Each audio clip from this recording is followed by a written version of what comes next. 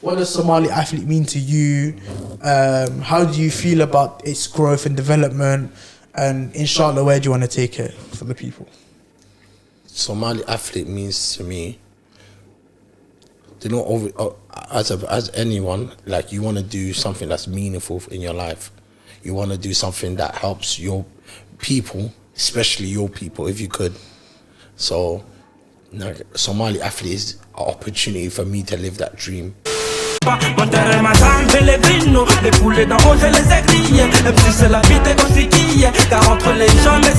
Anyways, on to Somali Athlete. So, you know, obviously everyone knows this man, this lovely man from Somali Athlete. How did it all start? So how Somali Athlete started was after the Oman game. I was watching the game, and then I realized I didn't know none of the players that were playing, who they were, their names, nothing. I just called them by their number on the shirts. So I said, like, why do I not know their names and who they are? Then I realized because there's no, like, platform for these athletes for me to know who they are. So then I said, I was going to tweet, someone needs to create a platform. Yeah. Okay. I was going to tweet, I don't know if I tweeted it, but no, I don't think so. Yeah, I didn't see that. Yeah, I was going to tweet, I remember I was going to tweet, someone needs to create a platform, like, where, so we can know the different athletes. Then I said, why don't I create it? Then I created it the next day. Okay. That's interesting. You done it after the Oman game? After the Oman game. Funny you say that. Guys. This guy and his tweet pop-ups a lot. I done my research for sure. So, obviously, like brother said, Yaya obviously said they made the Somali Athlete, he made the Somali Athlete account on the day after Oman. So. What did I do? I did a lot of scrolling. I went to the bottom. Bottom. Do you remember the video? I don't remember nothing. You don't remember the type of videos that were on that whole week? I can't remember. It's mad. Come on, you asked me. Your work is, yeah. This is like you know when, like, the chat, like the page has done so clear, it's gone clear. You have to know where you started the first post. Remind me. Okay. I'm gonna play the video now.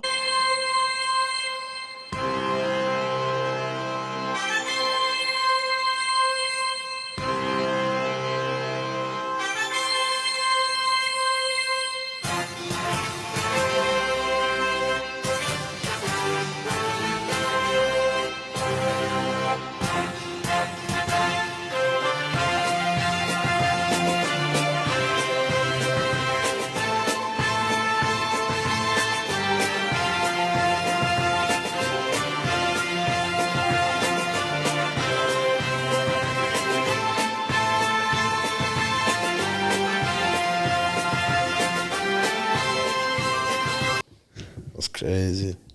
Exactly, that was the first. What how many likes did it get?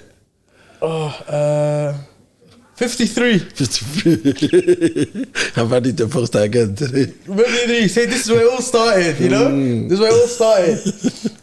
But guys, I'm also gonna put the screenshot of the post that were on that, the pictures on that post. So, but that was your start. You get me? Was it? It seems so far away from now. 21st of, was it?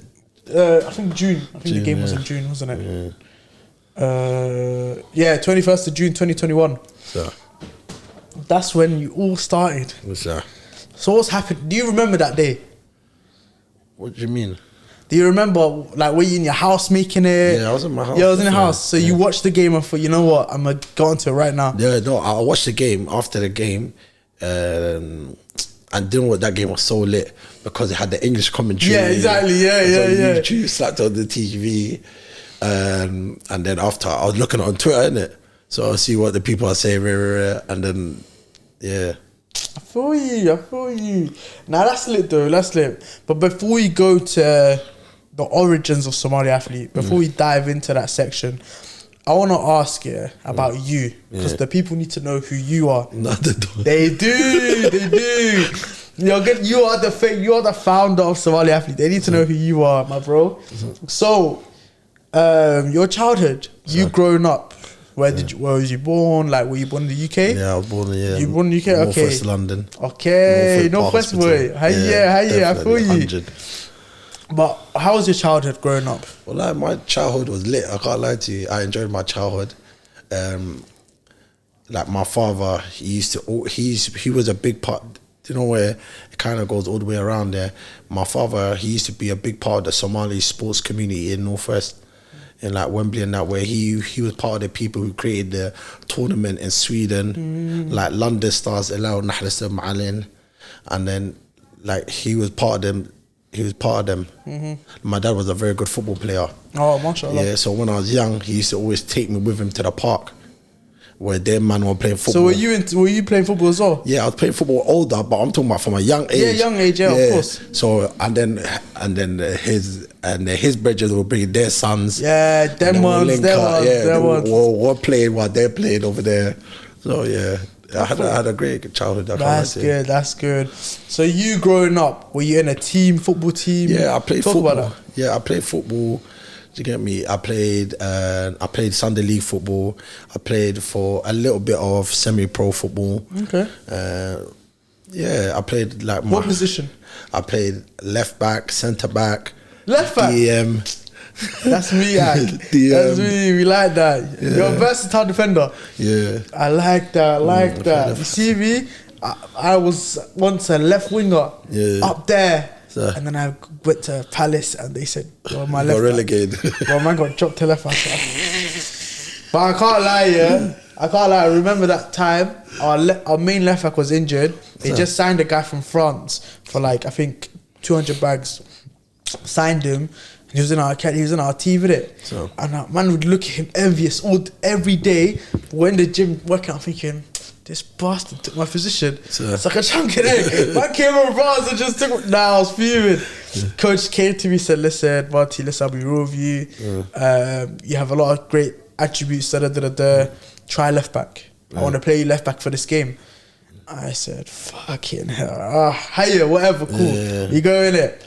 I remember that first game, bro. I enjoyed it. I can't lie because left back is fun. Well, I enjoyed it. Like, I remember. The way my coach played, he always made one of the DMs drop. Yeah. So he gave me the license to still go forward. So I enjoyed it so much. I remember I said, "Nah, I'm happy with this position because I like defending. Wallahi, like tackles, headers, and over the years I've become more physically imposing on like the wingers and stuff. So I was very excited, but. Nah, to hear that you was a left back too and a defender too, I like that, man. Yeah. Defenders Union. That's why I got and then I was playing in midfield. That's why I got the name Yaya. They say I play like Yaya too. Okay, that makes sense. Now it all clicks in it. I like that. Okay, but obviously you growing up playing for your teams and stuff. Yeah. What was your thoughts on like Somali football as a whole? It was like banter. Well, like when it comes to the national team and stuff. Yeah. So there's two parts of my Somali. So in terms of the national team and stuff, like I would search up on FIFA, like my friends would banter, man. Because you know, they'll banter me too, bro, wallahi. So like we'll go check the FIFA rankings and that 190 something, 200 something. Do you get it? It was a joke. Like Somalia was do you get me? It was a joke. We get violated. I felt some type of way about that. I can't lie to you, obviously. But there was also another side where I saw beautiful Somali sports, which was when I used to go to the Sweden tournaments. So when we go to the Sweden tournaments, teams will come from all the Scandinavian countries. They'll come from Canada, like England teams will come, and they'll be lit. Like, do you get me? Bare fans will come. I used to go the year after year after year after year. Yeah, it was a good time. That's lit. Well, no, because I played one time. I always have this one thing that is stuck in my head. Like, why is it in the professional game you don't see a lot of Somalis, like especially back then? So no, because what happened is when we was growing, our parents. So it starts from our parents. They never saw a route in sports where people they never saw people become successful in sports, especially people like our people. Yeah, that's all when we're talking about like Somali people, they never saw no people make money off sports or become really successful of sports. They might be hood famous. That's all they saw. Nigga, who famous guys that then after a couple of years they pop down. Yeah, true. Do you get it? So they didn't rate sports as a career or as something to do long term. They saw it more as a hobby. Yeah, that's very, very true. I think that's even like I can 100% relate to that because I think there was a lot of things when I was growing up in terms of like trials for this club and that club. They would always send letters and say like, we're interested in your son, and Hoya would immediately say, no, you've got school, you've got Khan, you've got me. So, and the whole reason I even went to America to do college sports was because Hoya said to me, I remember like I got an offer from a club to sign for them. It was a 2-year scholar, and I was, how old was I? I think I was like 17, 18, and I was given a 2-year scholar by the club. And I remember this was before my injury. So when the injury happened, I was distraught. Like I was injured, I had operation on my leg. And then that took time to recover. During that time, obviously clubs took away their offers and stuff, but one club stayed. So I was really like touched by it. So I said, I want to go to this club. Hoya said to me, nah, because Hoya said to me, if you join this club, do you go uni? I said, you can't, because they're full-time and uni's full-time. You can't do 2 full-time things at the same time. Hoya said, man, we're not doing that. I said, that's what I'm saying. They didn't see it as a viable long-term career or something that can change our family's lives. Well, and think about it, our parents are first gen. Yeah. Like they were the first people to come to the UK and set a life here or go to Europe and stuff. Like our children would have parents that were born in Europe, you get it?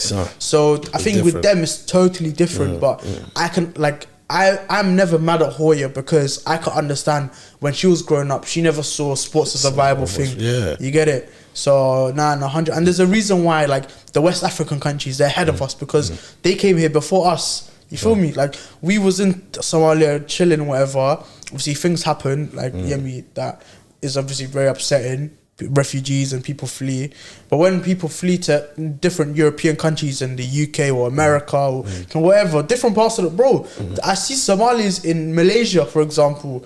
There's communities over there, so I was really shocked by it. But when we are the first people to live outside of Somalia, it's only natural that the next generation will have it much easier, for example. Definitely. So I 100% hear that. I hear that. But obviously talking about Instagram, was your main focus in the beginning Instagram and then go to other social medias? Or was it different? It was Instagram, because Instagram is the one I was the most familiar with. I used Twitter and that, but that was the more I thought. So it was Instagram. Okay. So when was it that you decided to go to your other platforms? Which one's the next? So you have Instagram. Which platform was next? So I created Instagram, then I created Twitter at the same time. But then the Twitter, it wasn't moving like the way I wanted it to move. So then I kind of fell off the Twitter. And then people were telling me to make Facebook. I wasn't listening. People were telling me to make TikTok. I wasn't listening. Then after a while, I made the Facebook and... Because I remember, I don't know if things have changed, but the last time I saw the Somali Athlete page, it was on like 25k on TikTok plus. I don't have Facebook because that's my dad did it. How about uses Facebook? I don't touch that side. The last time I touched Facebook was secondary school. You don't know when you're growing up. That was a Messenger. That was a elite time. What? You dumb. Man said we're doing Messenger. After BBM, we all transitioned to Messenger.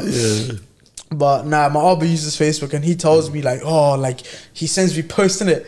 Brother, when I see Facebook, I say, there's still, because especially in the Somali community, there's a lot. That's very, very true.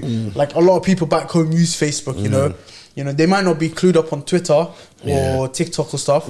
I think TikTok slowly, TikTok are the hashtag Somali TikTok. That one is booming.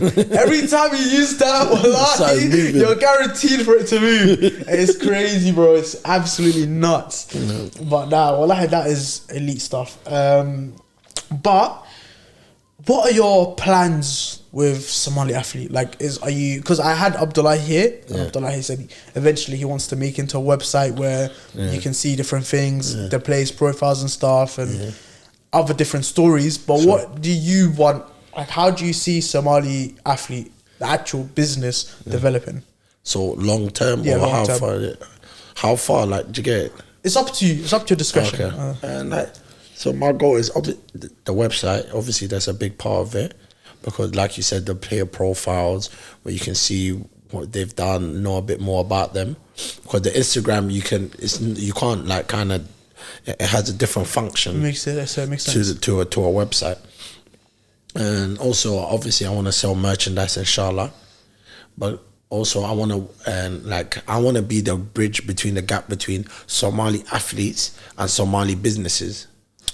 Okay. So I want to create opportunities for Somali athletes. So like create opportunities for them in terms of help funding them in certain, say for sponsorships, yeah, for certain competitions or certain things like that. That's true. And also I want to like hopefully inshallah. Sorry. No worries. Like I want to be in a position where I can help create opportunities for people, like for example, say if it's football, like how an agency might work. Okay. So get them into clubs, Arabaha, or clubs in America, did you get it? Or in Europe or Turkey, find opportunities because you build a network. That's very, very true. And once the youth see, there's a Somali footballer here, there's a Somali footballer there, and they'll be like, who done that for them? And who helped them? And they see you guys, it's like, I want to hit you guys up immediately, and then you naturally just expand. So that's very, very true, actually. I can't lie, because I've written down here on my notes aspirations, because I did listen to Nomad, and when you're talking about your aspirations in having an agency for Somali athletes and then having your media outlet too, because you wanted the media presence on that side as well, because that's something that you're familiar with as well. We'll touch the agency first and then we'll go to the media outlet. In terms of the agency, is it something that you wanted to bring whilst you are doing the social media stuff? No, yeah, I'm always going to be doing the social media stuff, but obviously I wanted to first build my social media platform and first build my network. Then when the time is right to then take that step. Okay. And that's a future aspiration. And what about the media outlet? Like how are you trying to run that, for example? So, like, what do you mean to be more specific? I remember when I was listening, you said you wanted to bridge the gap between the journalism from Somalia and the diaspora, and you said you wanted to be that outlet where you are that source of information, for example. How would you want to go about that, for example, is my question. So what I mean by that is, so for example, there's always been like media outlets in Somalia that speak about sports, but they're not like tailored for Somali diaspora. Like for just the simple thing being, it might be the captions will be written in Somali. Most Somali diaspora people understand English. Yeah, they can't read Somali. They might understand Somali when you speak it and hear it, but when you're reading it, it's a different thing. Yeah, that's true. That's very, very true. Do you get it? Yeah. So just a simple thing like that, where allowing people to understand the captions, understanding English, creates a whole new audience that the media in Somalia hasn't been able to tap into. Okay, that makes sense. I can't lie, yeah. I think for me, the one thing that I've always, like, every time I've gone back, when I see how the locals go about their news and like their journalism and stuff like that, news reporting, the one thing that always strikes me is that when they're reporting about certain things, they talk about it in a way where it's closed off. So, for example, there's a lot of diaspora that go to Somalia on holiday, for example. Obviously, we all can understand the laqad, but at the same time, there are certain phrases or certain journalistic terminology that we may not understand, and we hear it in the BBC, for example, where they use certain words or certain ways of like broadcasting the news. But one thing that I noticed is when I was back there, they're like it's very localized issues. There's nothing talks about like I don't know, when Mo Farah wins gold at Team GB, they'll touch on it, but they'll leave it like that. But me as a diaspora member of the diaspora community, it's like that's someone that I'm familiar with because they live in the country that I live in. They are Somali like I am, and at the same time, the local news outlets are not speaking too much about it. So I think when you're saying you wanted to bridge the gap between them and the diaspora, I think that is something that with me makes total sense, because if I'm not mistaken, the population outside of Somalia, is it bigger or smaller than? I don't know. I don't want to call it. Yeah, I don't want to call it too. I'll put a screenshot down of the actual latest figures. Yeah, statistics. Yeah, we'll put it down because I don't want to come on something that I'm not too aware of. But when I'm editing, I'll do the research. Inshallah. But I can't lie. I appreciate like Somali athletes so much, because the actual when I like heard about it, I remember Hilal was the one that put me on. So Hilal was telling me like, big up Hilal. Hilal, big her up, man, because she was like, I remember when I had her down one episode and we were talking off camera, and she was like, you man interviewed her in the summer. Yeah. And then I think it was Lahi that interviewed her. Yeah. And then she was just chanting about like how you guys your goal is this, and she told me about what you guys are trying to do. You guys have your way of doing things and what you want to do with the page. So when I heard it, I was really on board. I said, this is something that no one has done, innit? Like you was thinking about when you created it. That's a gap in the market. Like, sorry, us Somali people, we don't have a link to when we're living in the UK or living in Europe or America or wherever.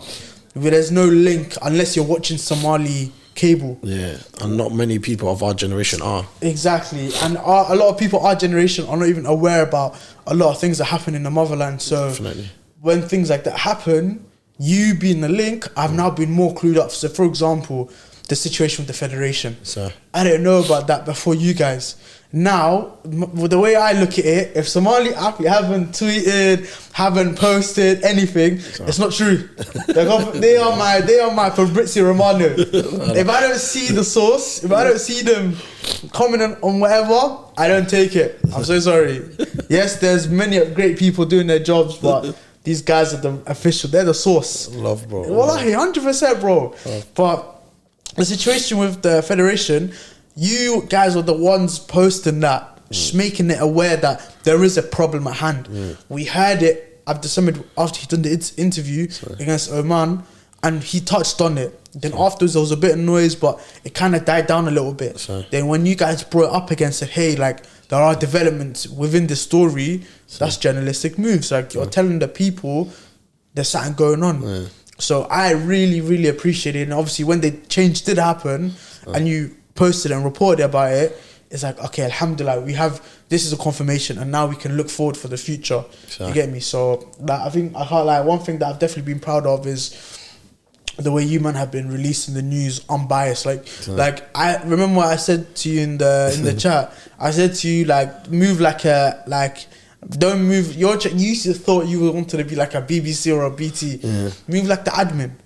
You get me? Have a bit of that too, especially with this Eswatini game, because you're not going to use your page to show the players and stuff like that. That's admin work. Like look at United's admin, for example.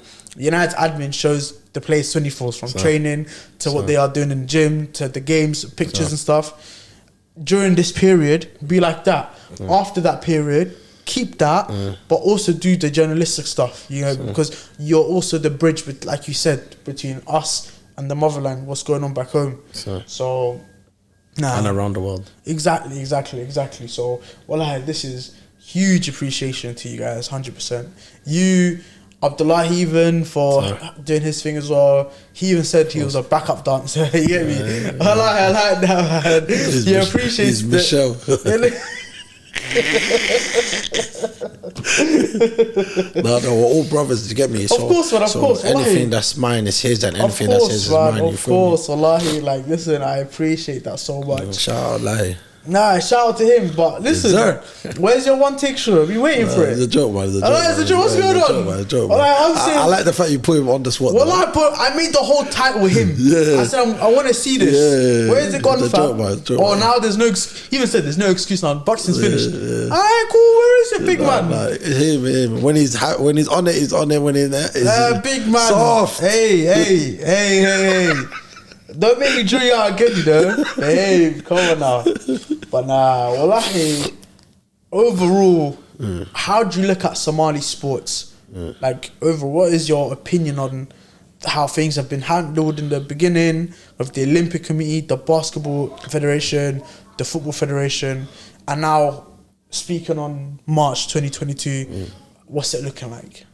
So there's what you're saying overall. Overall, and then we'll dive into each federation specifically. So are you talking about, when you say overall, are you speaking about in terms of the federations, or are you speaking about in terms of the athletes and the both. sporters? I think we can do both. Like how the sports have performed relatively to our success, and then on top of that, speak about what the federation have done in to support them or not support them, and then I'll speak about the athletes first. Okay, go speak about the athletes. Go. And in terms of the Somali athletes in the sports world, I think we're doing very well in the combat sports area.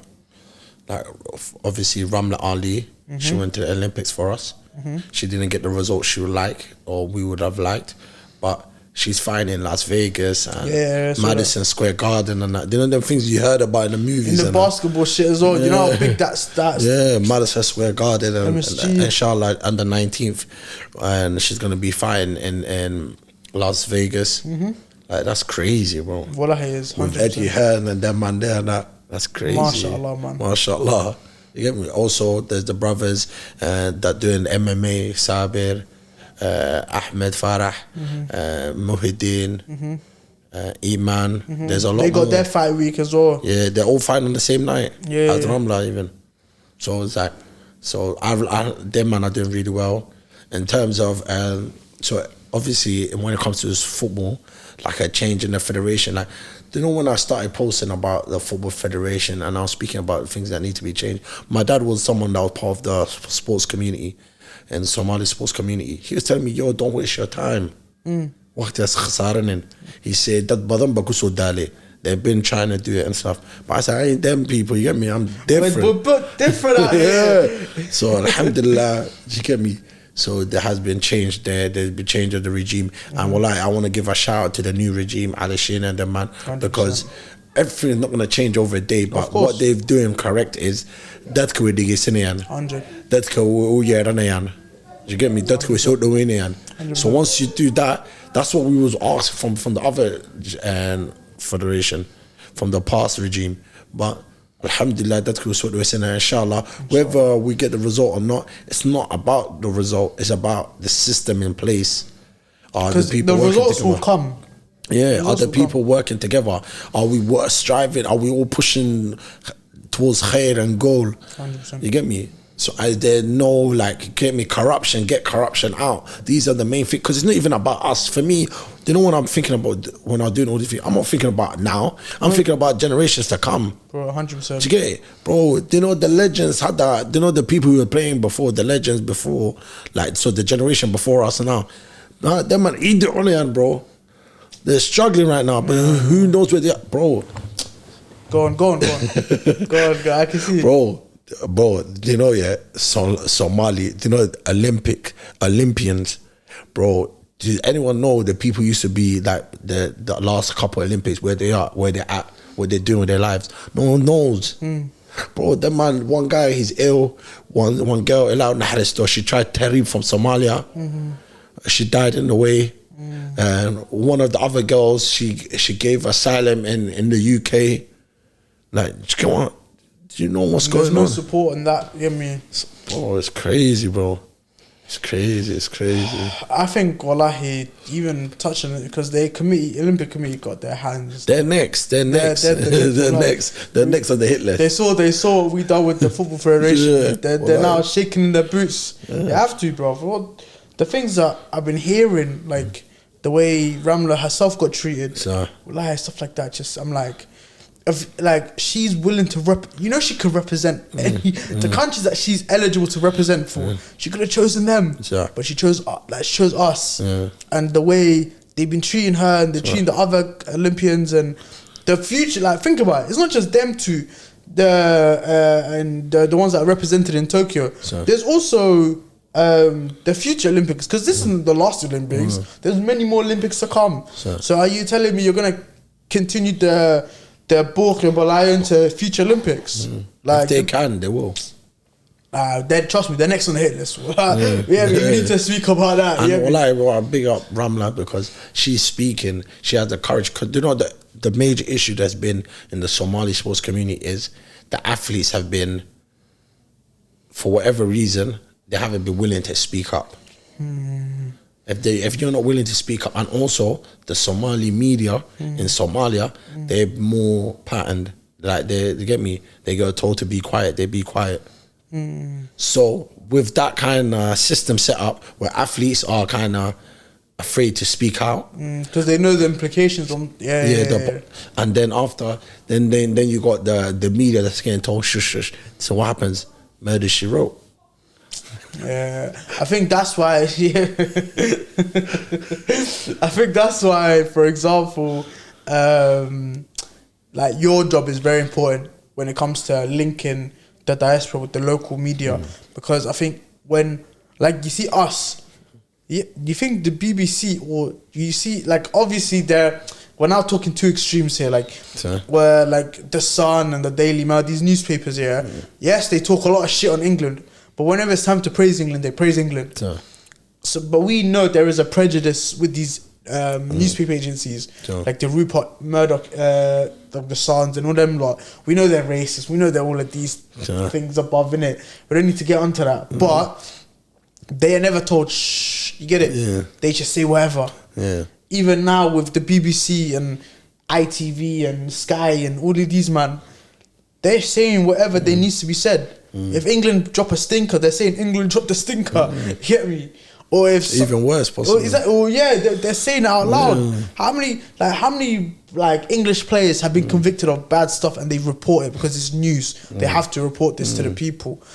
I think where you come is you have the experience of the UK media, what you consume every day. You know what goes on back home, so you obviously know that you're not going to follow the same procedures and standards that they have, because clearly something is not right, Haggis. You get it? So you're trying to address the problem and stuff like that. But I think with that, it takes time naturally. Like nothing will work overnight. But obviously with the basketball boys, when they went to the UAE for their tournament, obviously there was a lot of spaces that you held for the basketball community, the Somali basketball community.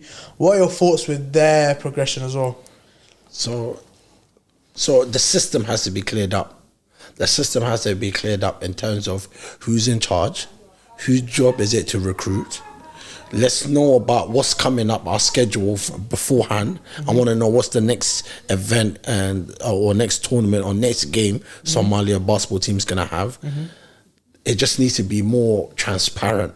We need to know. So for example, there's a lot of players that all over the world that can play in a basketball team, but because they're not being as transparent, so it's like a certain community, a certain circle that are aware of what's even going on.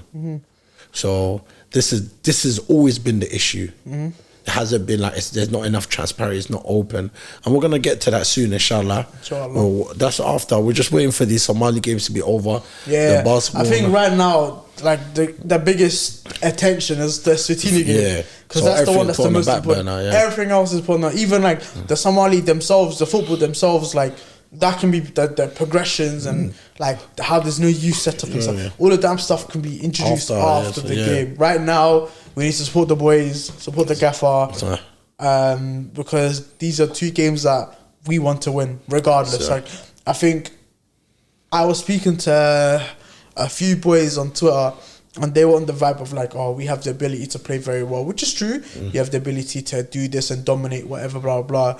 Like, I think we can play amazing sometimes. All of that was sah. Like, I said to them at the same time, I wouldn't even care if the Dutch manager, De Jong, said 5-4-1. Defend the whole game, counter-attack. And if we win 1-0, or we win the whole, both legs, and we go through, who's going to complain about them tactics? No one's even going to remember the game. No one's going to say, everyone's going to be like, we won! Oh my God, we won! Oh my days! No one's going to give a toss about how we played. They're going to be looking forward to the group stages. Exactly. When Chelsea won the Champions League, do you think they cared about how they played the group stages? No. Brother, they cared about lifting the trophy. You get me? Wallahi. So I think because it's a cup competition, I said to a lot of boys, it's not about how we play, it's about the results. If this was a league, for example, it's a completely different story, because obviously in order for you to get the wins long term, you need to play well. But because it's we have 2 games, if we don't win these 2 games, we'll get through. We get knocked out. So AFCON 23s without Somalia, that's not something that we want to see. No, most definitely not. Exactly. So but you know what it is, yeah? Some of the people where they come from seeing a dire situation, where they've seen no games or Somalia getting spanked. So like for them, just seeing us pass the ball around is good enough for them. Yeah. I heard. You get me? That is like lit. Yeah, well, I saw that. I think who was speaking? I think it was one of the spaces, and a brother was speaking, and he says, Allah, I remember the times where we used to play friendlies and get touched. That's it. Brother, I was in secondary school, man could not say Somali national team. There I will never forget, I had a guy, he's Spanish. Born in Spain, born in Madrid, moved over to the UK during his what do you call it? Like early teens, innit? So when you're 9 now, World Cup's happening.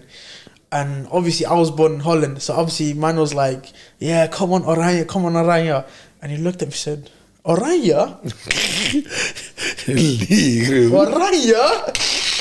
He looked at me, I said, brother, I was wearing the Holland kit, I was wearing the orange, and I was in school and teacher said we can watch any game we wanted. And this is when Holland beat, the Netherlands beat Spain 5-1. It was that game. So we're watching that game, in school. And then I'm celebrating the goals. Yes. Yeah. And brother just kept looking at me like this. And then he got his phone, tapped it, and he said, tap my shoulder. I said, what? Isn't this your country? Isn't this the rank? I said, Wallah, I did this. That's what I'm saying, bro. I did this, man. I said, I'm not involved. I said, don't look at me. Wallah, I said, no. I said, listen, right? I had to say, listen, brother, we've been in many, tough civil wars. We've been... Start explaining yourself. And more time, they don't care about the tradition. They don't care, man. Listen, how many countries are there in the world? And you're on that... man said you're in the relegation zone of countries. I really been like... That's what I'm saying. I don't want my future. My kid, I like it. I don't. At least to see us in the top 100. Hey, brother, I don't want to get the way I got bullied. I don't want them man to get bullied for it, man. No way, man. Are you crazy? Nah, wallahi, horrible. I remember, even though Holland touched Spain that game, I remember I was celebrating it. He said, "You're not allowed to celebrate." Where are you from? Where are your parents from? I said, "But I got Dutch." I don't care. Dutch people wouldn't accept you. Facts plus tax. He said I could go back to my country, be accepted, and we're playing football. What about you, man? I said, don't talk to me, man. I said, I had to bend the bridge with that day. That day I said, don't chat to me. Wallahi, I said, fuck off. But that's the stuff that I don't want, the next generation to go through. Give me. So you have to pound up now for sure. But in terms of Somali Athlete, what are the things that you want to develop over the next year or two? What I'm sure you have aspirations and where you want to take the Insta page, for example. What do you want to do at a certain point? Do you know what it is? For me, wallahi, for me personally, everyone works differently. For me, I feel do you know when I start thinking about, because people give suggestions and when I start thinking about all the possibilities, it kind of freezes me. It overwhelms you. It overwhelms me. So for me, I just try focus on the next 1,000. Because I see you been posting every 1,000 of football. You get it? The shirt number. Yeah, I saw that. So me, I just focus on the next 1,000. That's how, for me, I function better like that. Is there a certain number that you would want to get to, and then when you get to that, you can look at other possibilities? Or is it strictly 1,000 by 1,000? No, what's the main big goal number on Instagram? That's what you're asking me. No. So what I'm saying is you know how you're right now, you're looking at 1,000 by 1,000. Yeah. Is there a certain number you want to get to, and then when you get to that number, I won't be looking you want to look at 1,000. 100. Okay, that makes sense. If I want to get to 100, your work rate has to go up, innit? 100%. If I get inshallah, we'll get to 100. Bro, 100%. Even I want that. Yeah, even then I won't really look for the next 100. It'll be the next 100. Yeah, 100%. But then at that point, when you get to like 100k, for example, that's when you're gonna look into other things and stuff. No, we're gonna look into other things. We've been looking into other things from early, but I feel like it's what's most important is building the right foundation. True. I feel like sometimes, you know, we rush to try and make other things happen when the foundation ain't solid. True. Because because the main thing is the audience. And as long as the audience is growing, then you can do whatever. Do you have a rough percentage? Do you know how like you can look at your insights? Yeah. What's the percentage of motherland and diaspora? What would be your guess? My guess would be 70-30 motherland. So 70%? Nah, you're wrong. Is it? So there's 30% motherland. Really? Yeah. Ah, I thought that was like the main percentage. Nah, 33% motherland, 11.2 Kenya, 10.3 United States, 9.5 UK, 4.4 Sweden. So your European numbers are low. Yeah. Ah. So 9.5, 10.3 Kenya, and 11. Wait. So wait, what percent? We need to do maths here. No, but there's other things missing, obviously. Oh no, that makes sense. But like, so Kenya, and Somalia together is 44%. 44%. So it is a majority diaspora. Okay. Damn, I wouldn't have expected that. I can't lie. And there's a I don't want to say certain things on YouTube, but 83.7% men. I like that. Because mostly it's sports, innit? So I can understand why. And the age range 18 to 24 is 54%. Of course, yeah. What's like the oldest age range that you can see? 1%. 65 plus. Someone's banner account. MashaAllah. Nah, that's jokes. But nah, you actually touching on that, yeah. Like, I know you're going to Tanzania and Eswatini, inshallah, in the coming days. But obviously, clearly, there's a lot of diaspora that you haven't reached yet. So is there a thing where potentially you could have something in mind where you go to Sweden for a couple of days, or you go to the Netherlands, or you go to other countries? No, that's definitely, inshallah, like, and like we're working on, inshallah, the content. We want to go, like, visit the athletes or visit the teams and then do content on them. Because I saw you started the series. Yeah. So talk about the series for those that don't know. So the series we started is called A Somali Athlete Story. So what we want to do is go visit athletes and tell a bit more about their story in a more cinematic way, inshallah, rather than doing like lives or podcasts. Makes sense. So are you gonna visit to their training ground or their facilities and okay. The first episode was kind of like a trial episode. Every series on Netflix, there's always episode 1, season 1. That's the trial. That's the pilot. We recorded it and released it like 3 days later. 2-3 days later. No, because I definitely like when I reposted, I definitely checked it out, and it was obviously in preparation for his fight. So when I saw that, I was like, nah, this is something. Like, you've definitely touched something here, because I think you're now building. Because think about it, in order for the next generation to be inspired, them watching a Somali athlete story could be their childhood, for example. They can watch, like, you know how like we was watching YouTube on Ronaldinho and these man doing their thing. Someone else's childhood could be watching a Somali athlete story and watching their countrymen's or countrywomen's athletes play and do all these things. That could inspire the next generation. Yeah, definitely. Even just on the Instagram, a lot of people have told me they've been inspired to. Some people have been inspired to even start sports. I know a girl who messaged me saying she started boxing because of like Ramla Ali seeing her posts and stuff. That is good. I think what you're now doing is you're now shining a light, because think about it, these people can go to their parents, because you know what held us back a lot of the time was our parents didn't have the understanding of how sports and the sports industry can be that lucrative. But obviously when you go to the Somali Athlete page and you see there are thousands of athletes that are on your page daily, someone can take it to their mom and dad and Hoya Abba and be like, Hoya Abba, look at this. This is someone that looks like me, that is like me, that is doing what I want to do. So then they get educated as well. So I think that is a huge plus. 100% huge plus.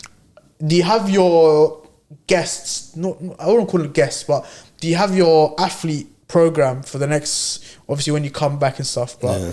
So what for the Small Athlete story? Yeah, we're gonna do some obviously when we go there, inshallah. 100%. And so we're working on those ones, and then when we come back, inshallah, we got. Is it just athletes, or is it other? Like, is it like, because obviously you have Coach Murad? Yeah. No, I want to do another. That's going to be like another series called Somali Coaches. Oh, okay. So I want to do like a series for just. So this is the idea, and that. So inshallah, we will see it soon. No, 100%. So like a Somali athlete story is for like obviously the Somali athletes.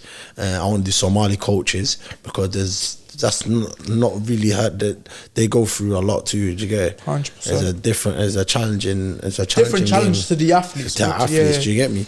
So we want to go through that. So inshallah, we're gonna, when we go to Tanzania, the Somali coaches of Azam Football Club, Abd Hamid and our coach Omar, we're gonna go speak to them, have a stadium tour, meet some of their players. So that's an example of one. That's actually one game that I'm really interested to watch, because Somali coach and Somali style versus the Somali national team. Well, it's a very interesting dynamic. But carry on. So I want to do another series where it's called like something like, I don't have a name for it, but people who inspire me. So your inspirations? Yeah, like people who I've seen that doing their thing that inspire me. Like for example, like Wonder Mix. Example, just people like they're doing different things. They might not be athletes. Or might not be sports. It might be another industry, for example. Yeah. Say someone like Sharky, example, or do you get me? Just different kind of 100%, people. 100%. Or even like somebody like a lady or say a woman or whatever. I think that's definitely something that I was excited when I saw, because already the cinematic experience with the way you're telling the stories and stuff. So, I said, this is something I definitely want. That's the new signing, Ibra. Wallahi, yeah. Shout out to him. Wallahi, I put your socials on the screen right now. I thought we were going to be like Kobe and Shaq. Wallahi, 100, bro. What? You're going to be like Yorkie and Kohan. Come on. What you doing? He's coming with me too. Yeah, I know you, because he said, he's going with you to Tanzania and Eswatini, innit? So I think overall, we're now naturally going to expect better quality of images and stuff like that, because I've noticed, even though the quality changed from whoever's phone it was to maybe a camera, even when you zoom in, you still can't. It's not TT. Yeah. But I think you got that sorted, innit? Inshallah. So you're going to do your thing. As a whole now, so now I want to low-key look past the Somali Eswatini game and look at your networks and your potential connections with Somali football. Obviously, there's been a lot of talk where they want a structure, because I heard the coach yesterday speak about he wants a structure to be in place for like the next ballers, for example. I've even said many times that there needs to be a youth structure for the youth to play for the national team, because you even posted Project Zaki. I saw that online when he was trying. I said, "Yeah, this is hard. But like stuff like that. What do you, in terms of like what do you envision? And when I say envision, like this could be something that you haven't even thought of yet. Too tough. Like it could just be a small idea. What have you thought of that can elevate Somali football as a whole? So from that we're gonna that do that you're able to control. So the things that you're able to control, what do you think that you can potentially benefit the Somali system? So like there's certain things that we're doing already. Just a simple thing as a lot of people wouldn't have been able to watch that match if we wasn't able to provide the link. That's true. That's also very, very true. I remember the links. You know, the links for the Yanga game, the link for obviously the basketball game. Them links are impossible to find. Wallahi. So for you to put the basketball links on the page, and then for some other people on Twitter to find a random link that watches the Somali game, bro, it changed everything. I can't lie. And that's the benefit of having a platform, because there's so many people that are interested in the same thing. So then they work towards it. So if someone finds something, they're gonna bring it to me, and then I'll post it, I share it to everyone. Do you get what I'm saying? That's true. So just a simple thing like that, that's already a way it helps the Somali football, the football world. Inshallah, things that we're working on.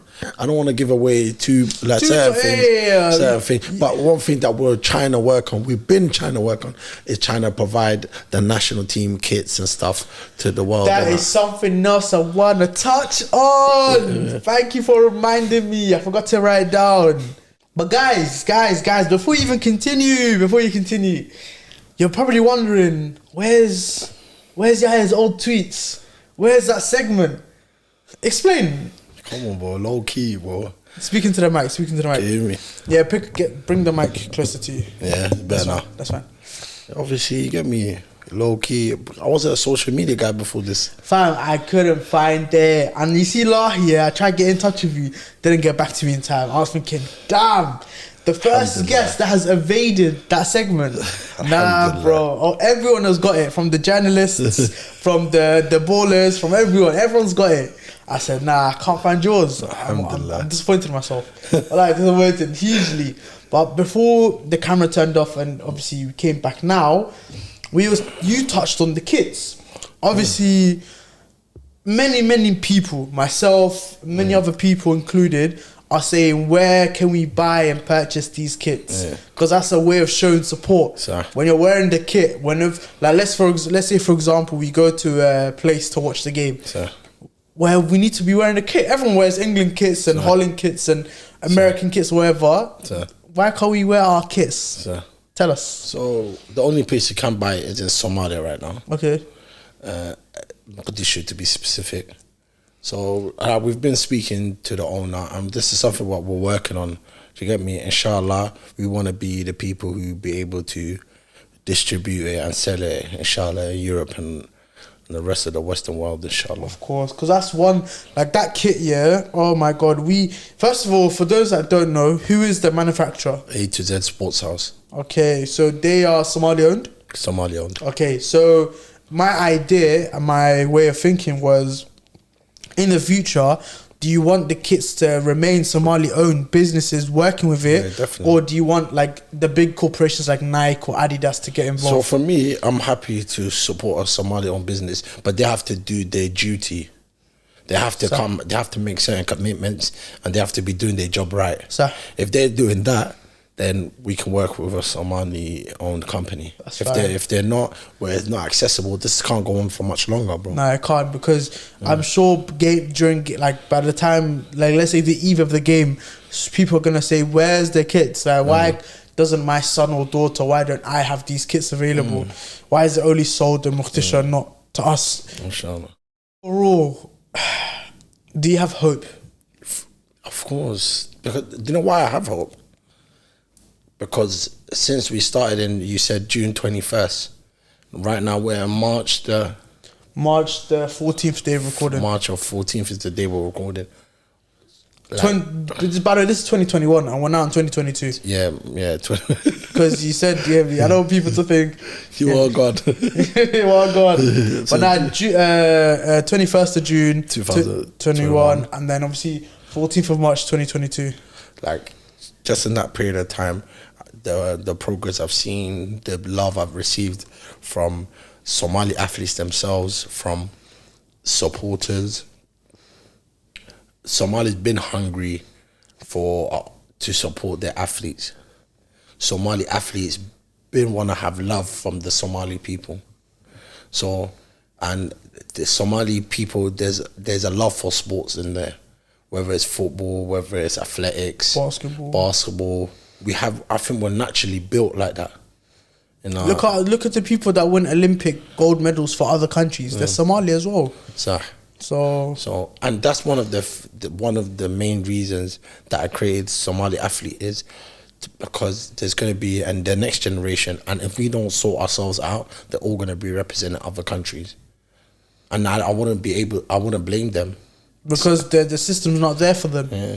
Makes sense. Why am I gonna suffer for who? Yeah, true. At the end of the day, an athlete's career is very short. Most definitely. So they have to, if there's a window of opportunity, they gotta take it. There's some Somali guys, football and that, they would love to play for Somalia. I can see, I speak to them, like they would love to, but because the way things are set up, it wasn't able to. Yeah, true. Especially boys that were much better many years ago. Obviously, they've taken a different career path now. But at those specific moments, they could have represented the national team. But when they look at the old regime and the old way of doing things and how things have been running, obviously they're not going to be filled with confidence. And you get me? If there's other countries that are giving them other opportunities that Somalia isn't, of course they're not going to go. So no, for sure. Like I've spoken to a lot of, like, this is one thing that I wanted to touch on, and obviously I'm glad that this part is coming out not this week, next week, but a lot of boys that I play with in college in America, and a lot of boys that are like in and around that system and setup, they got annoyed with how the federation have handled their approach to the national team. Yeah. What I mean by that is, for example, I don't know if you saw when me and Omar done a episode where I was talking about how I wasn't given the same opportunities as someone else at a specific certain moment. Like I said, when I was playing, like at that time as well, I was playing very frequently for my university, and I said, hey, like, here's my I even had my footage. I said, here's my footage, go watch it. Like, I think I have the ability to play for the national team as a left back.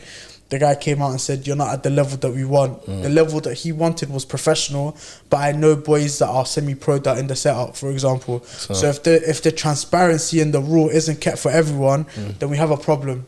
Especially when, for example, at that time as well, like, there's a lot of D1 boys that are better than a lot of like, for example, and this is no disrespect to anyone that is playing at those levels, but America's D1 or D2 at football, like our football, is like conference level or League 2 level. It is very competitive. It's very top. But people would disagree with you. Some people disagree, saying like, you're not a professional. But so I can easily say I'm focusing on my university studies too. I want to graduate. I want my Hoya to fulfill her dream too, because she wants to have a son that's graduated. So that's my reasons for going to America. In terms of football, I definitely feel like I have the capabilities of playing. Obviously, when I get back to America and I resume my football, that's where I'm like, obviously I might want to have interest, but if I'm playing well and no one's noticing us D1 Africa, because there's a lot of boys in Minnesota, Columbus, Ohio, San Diego, Cali, Washington State, Missouri, Kansas City. There's a lot, even where I stay, Tulsa, Oklahoma, there's a lot of Somali boys that I speak with regularly, and they tell me like, what's the situation with the national team? I'm like, they only want professionals right now. And it's like, you're now alienating a whole, just because someone's system is different, you're now alienating a whole group of people that are very capable of playing at the level that we see, for example, against Yenga, against Oman, and the boys that we will be playing against in Eswatini. So I think that was one thing that I was quite upset about with the national team back then. I think obviously things might have changed, clearly have changed. You know me? But I think what I just hope is that you understand each country's system and the way the footballers are brought up in that country, because it's easy for us in England that know Premier League football to say, oh, if you're not an academy, then or if you're not playing League 1 or League 2, or sometimes the semi-pro in this country is very competitive. So I can understand why someone in Conference Premier is playing in the national team, because that's probably the highest level a Somali athlete is playing right now. That's acceptable, because why? We're in England, it's very competitive. That same player can go to Sweden or Finland or Turkey or whatever and play at that Premier League level, but in England the levels are just different. In America the systems itself is different, forget the level of the system. So in my opinion, it's like you have to find a way to make sure that when you're picking players, it's based on their ability and merit. Obviously, there's some boys that deserve to be there regardless, like the captains, for example, the vice captains. Those boys and the Somali Premier League players as well, when their season gets back and up and running, they deserve the shout. But you also have to take into consideration every country has their own system, so you have to study. That's the job of the scout. They need to study each country's system so they know, okay, who are the ballers and what are the levels, basically. So I think that was my short experience with the federation. And after that I was thinking, I don't know, it's a bit. No, that's one of the things that we need to work on, not only in football but also all sports. Because Like even in basketball, how many that. D1 athletes are in basketball? But then if you said to a basketball player, you have to be playing professional, that doesn't make sense. Because basketball in America is much better than basketball in Europe, for example. There's levels to it. So if someone's playing professionally in Europe but is playing D1 in America, clearly that D1 player is higher at level than the professional one. So I think each country, exactly, the systems in it. So and these are the things that are some of the challenges that we faced, and inshallah I feel like in the future we need to have more of these discussions about this, about the recruitment. 100%. It's important. Eswatini game is around the corner. I'm excited. Wallahi, I want people to understand that positive vibes only until now, until after the second leg. After that second leg, then we can speak about whatever. Whether we're celebrating, hopefully, inshallah, or whether we're critiquing the performances. Now, before we wrap up, because we don't have long left, I wanted to talk about, like, just sum up everything, you know. What does Somali Athlete mean to you? How do you feel about its growth and development? And inshallah, where do you want to take it for the people? Somali Athlete means to me, you know, as anyone, like, you want to do something that's meaningful in your life. You want to do something that helps your people, especially your people, if you could. So, like, Somali Athlete is an opportunity for me to live that dream. But right now we're in the building blocks. We haven't even finished 1 year. We're still in our rookie season. So it's like, I don't want to get ahead of myself. I don't want to, like, I just want to focus on building day by day, working towards the goals. And inshallah, just bringing more light to Somali athletes and Somali coaches and Somali sports overall, inshallah. That's the aim, you get me? And staying focused, staying hungry. Of course. Now, before we wrap up, every guest goes through these quick fire questions. Go on. So, can I ask you questions after, or you can ask me everything on after? Go ahead. So once we do these quick fire questions, then it's an open panel. So now you can throw questions at me. If you want to talk about something, you can bring it up. So question number 1 is, get ready, yeah? I'm ready. Would you rather go through the labour process instead of your wife, or have your wife's period until you're 50? I've seen labour, and that labour's mad. Exactly. So the period until 50. Well, even they don't get it to 50. What am I going to get to 50? Nah, first. So you're picking the second option. Yeah, I'll pick the second option. Okay. Second word question is, would you rather have your camera roll exposed or your messages? Camera. Okay. Third question, would you rather accept everything or reject everything? Reject everything. Okay. Would you rather read minds or be invisible? Read minds is fuckeries, but yeah, when you meet someone, you already know what they're thinking. No, that's too much. That's like, you get me? I'll go crazy. I'll be like, easy. But invisible, you might do some creepy stuff. It's up to you, like, whatever you want to do with the powers, go ahead. So is it read minds or be invisible? It's up to you. I know what. Can I turn it off and on? Yeah, it's an ability. Yeah. Turn it off and on. I'll read minds. Yeah, okay. Would you rather owe money or owe a favor? Sorry, repeat that. Would you rather owe money, so say like you owe someone money, or would you rather owe someone a favor? Say like someone. Owe money. Yeah. Okay, interesting. Would you rather go to war, go to jail? Jail. You don't go on free the guys. I feel you. Would you rather be the So it depends what ward though. Did you get me? Nah, I hear you. Yeah, it depends what ward though. I hear you. World War III. Nah, it depends. If we're doing, you get me, the Muslim thing. Of course. Or not the Somali one. We don't have enough military capacity. I'm dead. But would you rather be the best looking or the best dressed? Best looking. Okay, I feel you. Would you rather have more money or more time? Come on, time. Okay. Time is money. Would you rather travel back any point in time in the past or in the future. So you can go to when dinosaurs were living, or you can go to 2263 AD. I go past on that. Okay, why do you want to go past? Meet the Prophet Muhammad sallallahu MashaAllah. them companions, and now I want to see, you get me, what the How life was back then as well. I respect sword that. fights and that. Yeah, I respect that. Would you rather lose your money or lose all your memories? Money. Okay. Would you rather have immeasurable success? So basically, it's like success that can't be quantified, or would you rather marry the love of your life and you can't do both? Success. Okay. Would you rather have a nice car or a nice house? Nice house. Someone said, yeah, I want to say that. Would you rather explore the sea or explore space?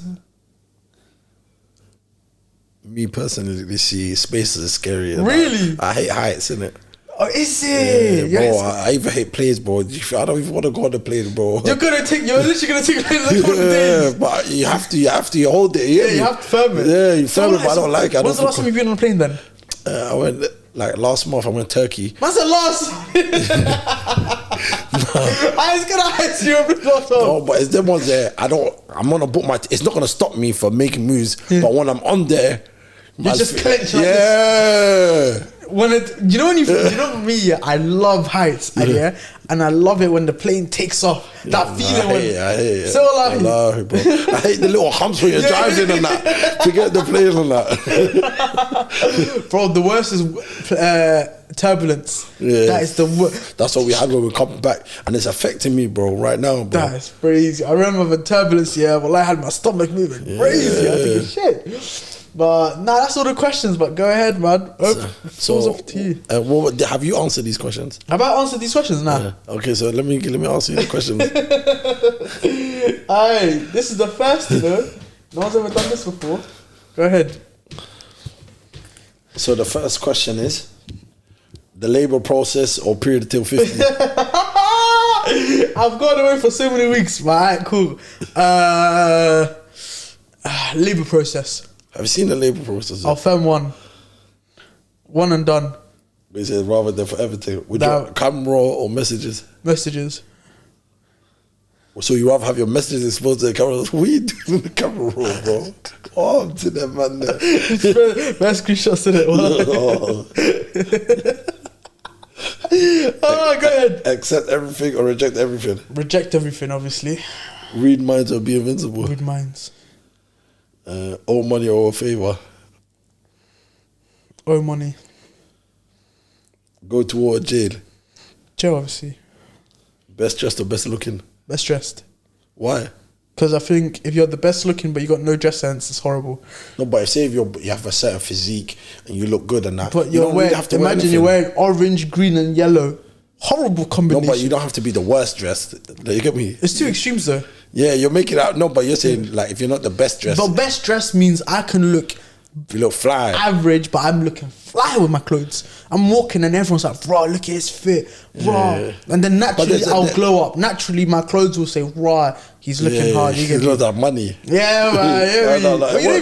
You don't even need bread, bro. You can. But there's certain man that say they look certain. Bro, look at Primark. Primark, yeah. Their gums, you can wear Primark gums, yeah, non-branded, bro. You look fly as hell. Yeah. But carry on.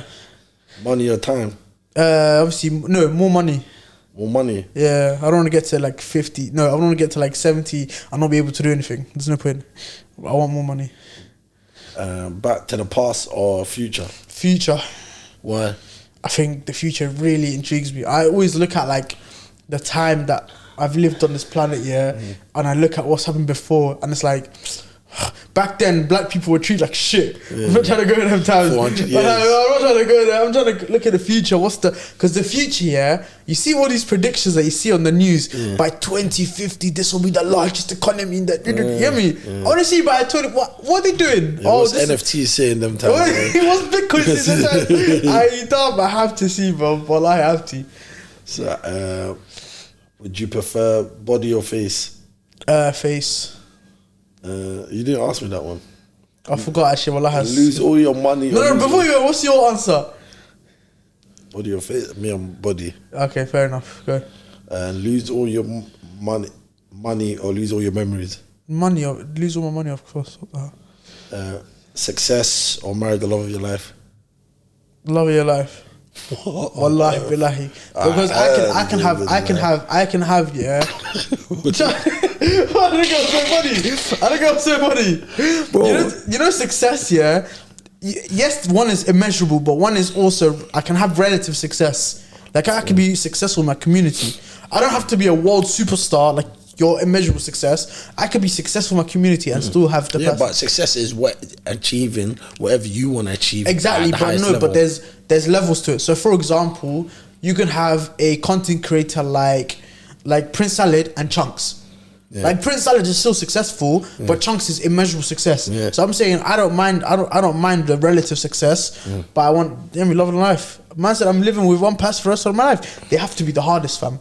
I'll be fuming. Man said I'm waking up. Are you a lover boy or not? Come on, man. You don't know what's man. COB, man. Come on, man. House or car? Come on, house, man. Sea or space? Space. Space, nice. Come on, man. Get me. So, like, I want to ask you about, like, obviously, like, Monty, vibe with Monty. Mm-hmm. So, what's your plans and how do you feel about how long you've been doing it first? That's a good question, actually. I started the same week Lahi started the One Take Show. Wallahi, I remember that week I started. I uploaded my first video. And bear in mind, yeah, so it's a funny story.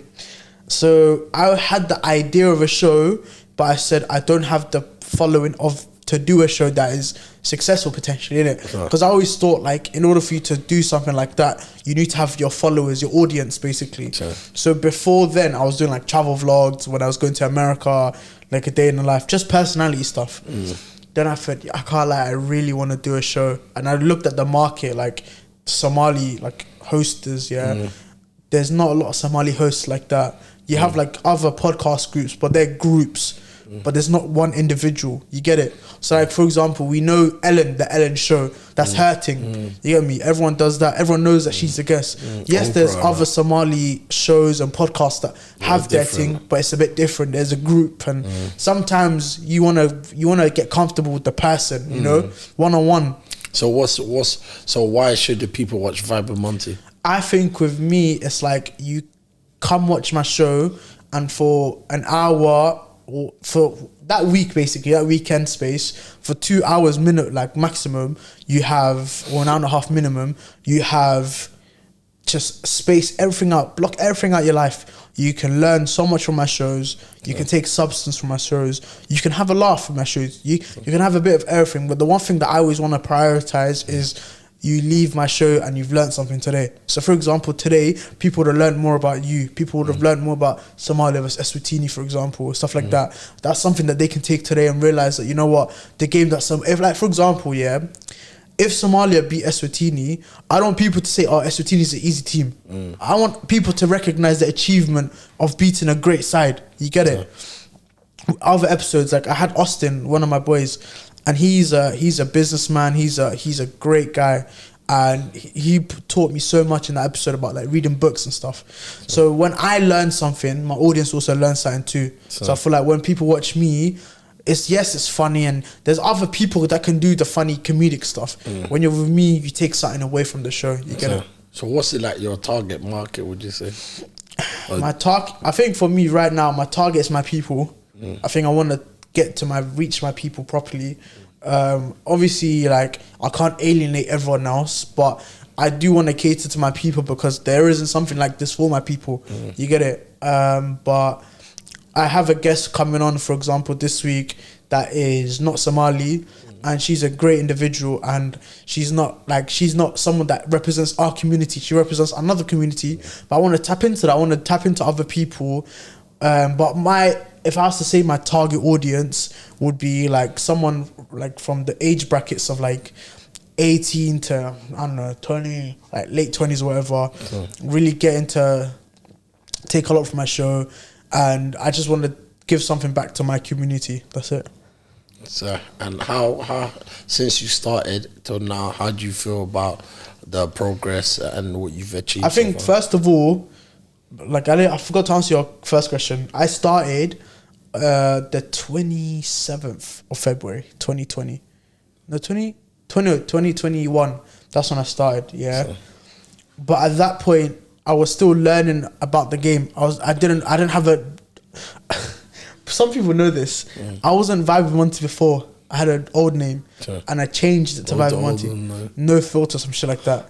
I don't know, but like I said, I had an idea. I just ran with it, and then I changed it because I wanted it something to be personal to me, you know.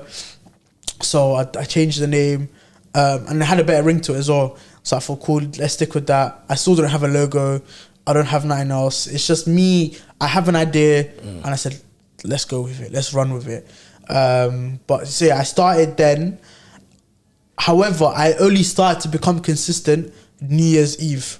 That's this New Year's. That's only when I started to become consistent. Because what changed? This place, Creative Attic. I can't lie. These brothers here, put their Instagram. Yeah, they already know, but I'm gonna put their thing there as well. Because wallahi, these brothers here, they gave me a space that allowed me to. That is not too far from my house. Because the old studio, bro, that studio, South Wimbledon. Who the hell? How am I guests gonna get there? It was a maze. It was trenches. Wallahi, bro. It used to take me like an hour and a half to get there, and I'm the host. Flip. I said, I need to change this. I said it's not running, man. And this is Somali owned as well, so I thought, big up Somali owned. I wanna help them. And so what do you wanna like get out of the show? Yeah, what do you wanna get out of the show? For me, I honestly really just wanna have, because this is what I enjoy. I'll be real. I want to communicate with people. I want to network with people. I want to bring content where people can sit down. You can put me in whilst you're doing something in the background. You can listen to this. You can watch this. You get it. And what I want this show to develop into is an actual show where you have producers. Me, that's what I want. I want a running show for the Somali people, for our community, where you get to a point where there's like an actual studio with producers, with editors, and I have a team to help me produce better quality shows. Because I think right now, this is all I've got because of what? I'm 22, I have other commitments, I'm still in uni, I still play football. Like I've got so much on my plate. And the fact that I'm still able to be consistent like this is like, I want to make sure that people know that I'm serious. Like it's easy for someone to start something and not go through with it. I want to start something, be consistent, and then when I go back to America, people have a catalogue of episodes to watch, and I won't be as consistent over there because obviously I'll be playing, but people can know that at least once every other week there's episodes in it. You get it? So in the future, inshallah, I have obviously smaller goals. Like I want to get to 100 episodes this year. How many episodes are you on now? I think 20. This will be 26. This won't be 26 when it comes out this week. So I've done 24 episodes so far. I've done way more this year because obviously I've been able to be consistent thanks to Creative Attic and the brothers in the studio. So I think I appreciate that. What's your favorite episode so far? My favorite. My favorite episode. I got many favorites. I can't lie. Don't do that, bro. Don't do that. That's a cop out. What's your favorite? So when you want to show people, yo, this is Vibe with Monty, which episode are you slapping on? That's different though. That's a different question. What I want to show people and what my personal favorite is. Okay, both. Different. I want to know both. Okay, my personal favorite was Austin. Okay. He was my favorite because that's the episode I really learned a lot. I can't lie. He really talking to him opened so many things in my mind. You get me? So that was, and when I was recording it, I enjoyed it so much.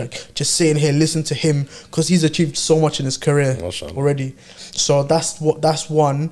The one that I would show people would probably be the one with Coach Hilal. I think that's the one I would show people because I think that one is so different in many ways. You have a Somali female coach that is doing her thing, working with Liverpool Foundation. You have me trying to do my thing. The episode was funny, it was lit. That episode as well, you had her saying that she had interest in working with the national team. I spoke about my experiences with Somali football and stuff. Right. I think that overall that episode was just vibes, and I can't lie, we did touch on United and Liverpool and stuff, and it was funny. So, but I can't lie, that would be the episode that I'll show. Which people. one done the most numbers? I think the nut salads one in the beginning. I think anytime naturally you get me, Salad has a strong fan base, so naturally his people are gonna come watch and stuff. But I think the one thing that always irritates me, well, I don't know about you, but the one thing that irritates me the most is, why is it my most viewed videos are the worst edit or worst produced ones? Bro, it irritates me, bro. I remember my first YouTube video, my Get to Know Me, horror. Like, there was nothing wrong with the video. The video was calm, the content was calm. The only thing I didn't know, because I was learning and editing at the same time. So man had YouTube here, man had my phone, grinded, wallahi, bro. A simple 9-minute video took me all night. And I didn't know. I'm a footballer, I don't know this. So I remember I did that, bro. I put in background music because I said I don't want people to hit oxygen whilst I'm, I want it to be chilled vibes and whatnot. Bro, the the background music was too loud. So in certain parts, you can't hear me too clearly. Yeah, so you don't like that episode because the way... No, bro, it irritated. Bro, when it hit like 2K, I was fuming. I was like, fuck. And I hadn't, like at that point as well, nothing hit closer to that. Until the travel vlog going to America, alhamdulillah, it overtook. I said, alhamdulillah. But Salad's one, bro...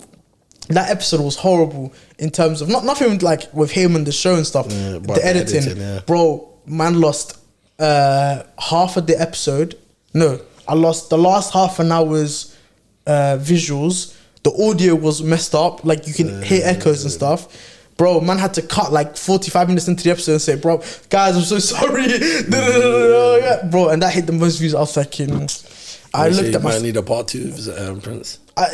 Prince, he already knows. Salad already knows, man. I said to him on my 100th episode, potentially, you never know. And I said in future episodes, I need you to come back in it because I want you to know times have changed now, innit? I'm not the confused guy that you saw at the beginning like a year ago, innit? So, top 3 guests like on your like wish list. Top 3, and you don't have to be realistic. Okay. A little bit realistic. Though. Okay, no, really, I'm looking within my means, innit? Within my means right now. And this is in no particular order, by the way. Sharky. CETV. Darkest Man. Say nothing. You heard it. And you have to post this clip and at them. Yeah. You have to put the energy out there. Listen, I want them 3 guys the most. I can't lie. Like they're the 3 brothers that I want. I want CETV because like I see him when I go to Old Trafford. We actually bounce off each other. It's crazy, and we haven't even spent that much time together. You know. Sharky, because I enjoy his content too. He enjoys. Me and him are good boys. Sharky, obviously, because he does football content, and I think me and him can dive into. He supports Arsenal, I support United. There's a lot of rivalry. We can do that. That'll be a great episode. And then obviously Darkest, because he's just the best, and I can't lie. Darkest. I love him, fam. I love him. I can't lie. He's the hardest. So yeah, they're the 3 guys I'd want in the future. I think I'll try my best. No guarantees, but I'll try my best in like the milestone episodes, like the 100 and the 150 and the 200, whatever. Inshallah, I'll try to sort that out. But yeah, man, we'll see. Well, you don't have to as soon as possible. I hear that as well, but I feel like when sometimes them kind of things are a way that you kind of put yourself off it and you feel comfortable not just that though. I feel like when I get to like episode like 100 for this is my 100th episode. It has to be. I have to do something. Sound big. Yeah. I can't do like a normal episode. Like you know what I mean? Mine has to go over. Over out and beyond, innit? But yeah, listen, they're the plans. Inshallah, man. It was good. I got a little bit more. 100%, man. I appreciate. Listen, I appreciate you coming. Come on, I appreciate you coming down because wallahi, like you're definitely someone even I told Lahi, I said, Lahi, I would rather have you first and then him because like he's the main guy that I wanted, the Somali Athlete page, the founder, bro. That is big stuff, wallahi. And listen, and before we go, actually, I heard you say on Nomad, you don't like when people say Mashallah, like congrats. I heard that. And why? Because that's the kind of stuff that causes complacency and stuff. Because you start thinking like you're doing something, but like you're not. Like for me, I put my mindset like I'm not doing nothing. You haven't done nothing yet because my goal is there, and that allows me to keep working. But if I feel like, he's telling me, people message me a lot. People, when I see them or they phone me, but that's not going through my head because I'm not where I want to be yet. I feel you. I feel you. get it? But I think you also have to appreciate the time. So, like for example, when you hit 10K, appreciate the love. When you're growing, appreciate the love on the way. In it, I see when you try your best to only reply with emojis and stuff. Yeah, I see that, bro. Come on, like man sees it, man. When I look at my, I was like, bro, keep it up, man. And I see an emoji, I think, I know why. because I don't want to, like, do you get me? Do you get? I understand. I want to stay locked in, hungry, focused. Do you get me? Of course, man. Big things to expect from you, inshallah. Inshallah. Have a safe flight when you go to Tanzania and Eswatini, bro. Be looking forward to your content. Inshallah. Guys, it's been a wrap today. Listen, I appreciate you guys listening if you made it this far. All the socials have been flying out during the episode, so just go check them out. My show episodes, this episode will come out on Sunday. So go check this out. When you're watching it, when you see this episode, just put a thumbs up on the video and we'll leave it like that. Make sure you follow the show social media, the TikTok, the Twitter, the Insta. Go check them all out. Somali Athletes, all their socials have been flying through the episode. So maybe just whenever you have the time, go check them out as well. Bro, appreciate it. No problem. Like, any last words to the camera? I wish you guys all the best. Thank you very much, bro. Get me peace and love. Of course. Get me. No worries. Listen, it's been your boy Monty. It's been your boy Yaya. Over and out, man. See ya. Love.